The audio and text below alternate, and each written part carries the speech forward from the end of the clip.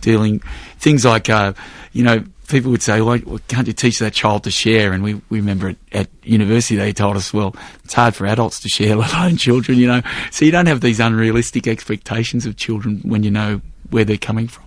Yeah, well, tell me about some of the, I suppose, the ideas of child psychology that you based it on. Finding out what you found out from child psychology, then do you operate from those first and most basic principles? Well, the most basic thing, the most important thing to remember is children are egocentric, and for many years the world revolves around them. So if you're not in their world, and if you're not talking about them in a way, then they're going to totally switch off, and they really don't. They're not interested in you, or if they're only interested in how you relate to them. So that kind of flavours everything you do, And so in our shows we'll say, can you help us wake Jeff up, or can you help us do this, or can you?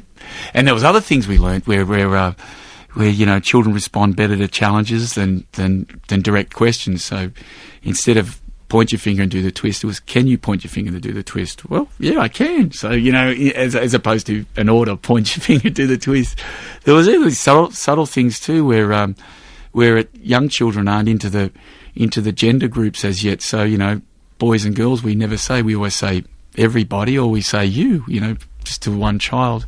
There's a whole lot we learned at university, and including everyone in things, and reflecting our pluralistic society too. We have songs from all different cultures. We do different languages because children are so more accepting of the whole world than we probably think. And like I've noticed in your stuff, we've got your stuff at home as well, of course, and for my own kids, and there's Jewish folk songs, there's Irish folk songs, there's lots of different traditions that go in there. That's something that you've always worked on as a group. Yeah, and we got it straight from Macquarie, where I remember one of the lecturers at uni in the music course said, it's the adults that put on the one radio station, and you just listen to that one type of music. But she said, put on any type of music to a preschooler, any type, heavy rock, classical, ballet, music from different, cultures, and watch them respond to everything. And you know what? They're more open than we are. So we try to reflect that. Yeah. I'm in conversation with Anthony Field, who's a member of the Wiggles, of course. Anthony, so this whole approach of talking directly to a single child almost, that enables you, I suppose, in a video or a song to just reach out and hold their attention then. Yeah, it's funny. You meet children who really come up to you and talk to you. Hi, Anthony, and for the first couple of years, I used to think, am I related, or do I know them from someone? But it's just the TV. They actually really know you from the television in their own way. I think in Australia we've got a really great tradition of that type of television. Yes, Play School always did that, didn't it? Yeah. Yeah, and that show's still so beautifully directed and so beautifully acted, and I hate to say the word acted, but they really are. They are performing a role, and that is of being the friend to that child watching the show, and guiding them through all the activities and the music, and so that's kind of guided us a little bit too, the way they've done things. The stuff you do for kids is very, very positive, and parents seem to appreciate that. It leaves the kids happy, energetic, and not at all distressed. I don't know, thinking back to my own childhood, Anthony, being told fairy tales like Grimm's fairy tales, there are a lot of really nasty things in those fairy tales. There are really terrible things in it, like the Hansel and Gretel story has childhood abandonments, cannibalism, all these things in it.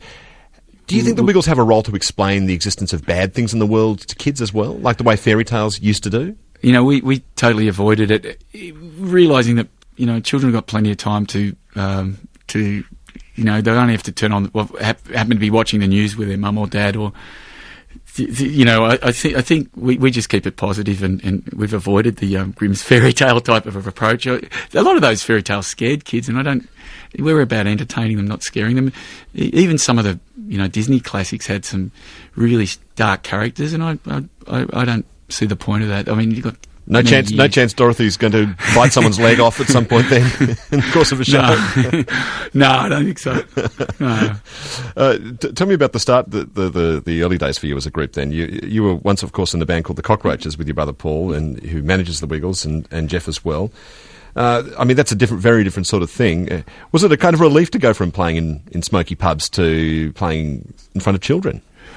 It was totally by accident that I got into it. We were doing the rock and roll, and I got a little bit worn down by it all after a couple of years of playing the pubs and things like that. And I thought, I'd better get the day job, become a teacher and preschool teacher where you can do music. So music's such a big part of it. So I left all the cockroaches behind, had enough of touring, and then it's really ironic when the Wiggles started. Even when Murray said, let's go out and do some shows, and I went, I don't know if I really want to get into doing shows again because I've just left that. But it has been so refreshing and so different, and we've toured a hell of a lot more than the Cockroaches ever did. We tour all around the world. Better hotel rooms? The hotel rooms are a bit better quality, which is great. It's actually really funny, the difference in the attitude of the hotel managers. If you're a rock band, they put you in all the corners of the hotel.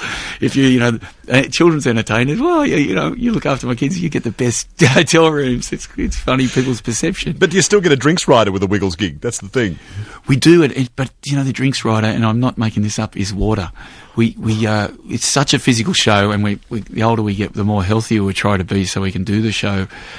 We used to, believe it or not, we used to have Powerade on the rider, and then we thought that's there's too much sugar in it, so we just gone to total water.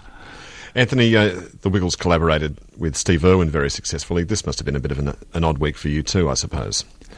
I was talking to John Staten, Steve's manager, only last night, and John was saying that Steve said it was one of the great. We did a DVD, the Wiggly Safari with Steve, and we did a few TV specials too that he did for America with him, and he seems to come effortlessly into your world too. He seems like almost like a fictional character as part of the Wiggles world, doesn't he? He was fantastic. He's like the khaki Wiggle, but he honestly, he was. I think he was just such a brilliant entertainer. He was fascinating to watch. He was exactly like he was off camera, and all the Wiggles, the dancers. We have dancers, when the guys who were playing the suit characters, when we did Wiggly Safari, we all look back on that as one of the best fun 3 weeks. We stayed up in the zoo for 3 weeks with Steve and got to see him off camera, which was exactly like on camera.